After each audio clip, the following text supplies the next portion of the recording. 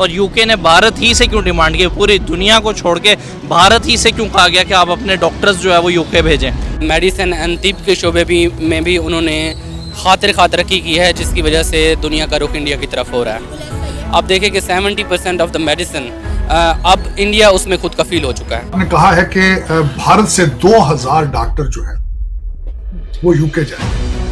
वहां का जो नेशनल हेल्थ सिस्टम है उनका NHS वो बिल्कुल तबाही के धाने पर है। नमस्कार दोस्तों, आप सभी का स्वागत है सिर्फ भारत पर। दोस्तों, भारत से 2000 डॉक्टरों की भर्ती करेगा ब्रिटेन। दोस्तों, ब्रिटेन की राष्ट्रीय स्वास्थ्य सेवा NHS देश में डॉक्टरों की भारी कमी को दूर करने के लिए फास्ट ट्रैक आधार पर 2000 डॉक्टर भारत से मंगवाने की मांग की है। इन डॉक्टर्स के पहले बैच को ब्रिटेन में पोस्ट ग्रेजुएट की 6 से 12 महीने की ट्रेनिंग देने के बाद अस्पतालों में तैनात किया जाएगा। आइए देखते हैं इसी पर पाकिस्तानी मीडिया किस प्रकार का रिएक्शन दे रही है। भेजें? अभी मैं खुद मेडिकल स्टूडेंट हूँ, मेडिकल लैब का स्टूडेंट हूँ।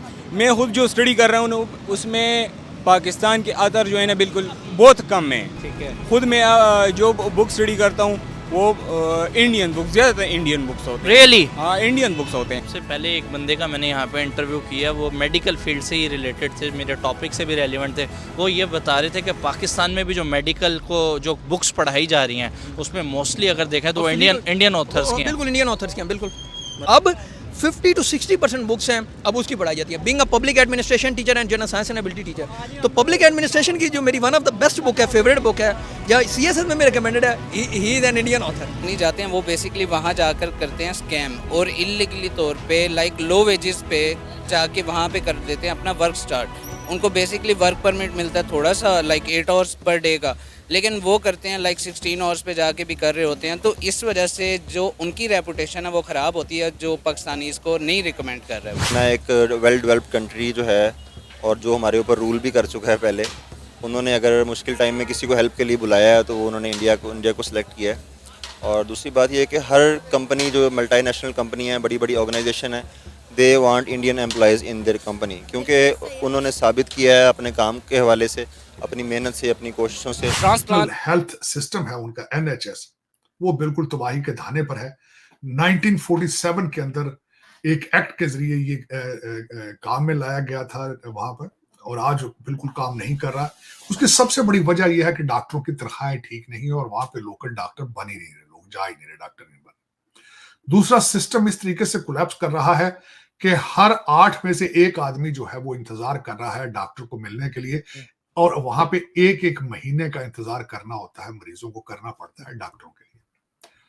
दूसरा, इस वक्त 2 लाख से ज्यादा लोग जिनको जिंदगी बचाने के लिए सख्त सर्जरी या ऐसी चीजों का इलाज उनको चाहिए, लेकिन उनको डॉक्टर मुयसर नहीं है। 2000 भारतीय डॉक्टर जाके तो रेस्क्यू करेंगे उनको। अब यहाँ ये बताना चाहूंगा, 1 लाख से ज्यादा वर्कर इस वक्त इजराइल में जा रहे हैं। और देखा जाए तो फिर आप खुद ही अंदाजा लगा लें कि एक तो वहां पढ़े लिखे लोग हैं वहां पे, और दूसरा बाहर जाएंगे तो वो टेक्नोक्रेट बनेंगे, वो डायस्पोरा नहीं बनेंगे, वो मजबूरी बन जाएंगे उन कौमों की जहां जाके वो काम करेंगे।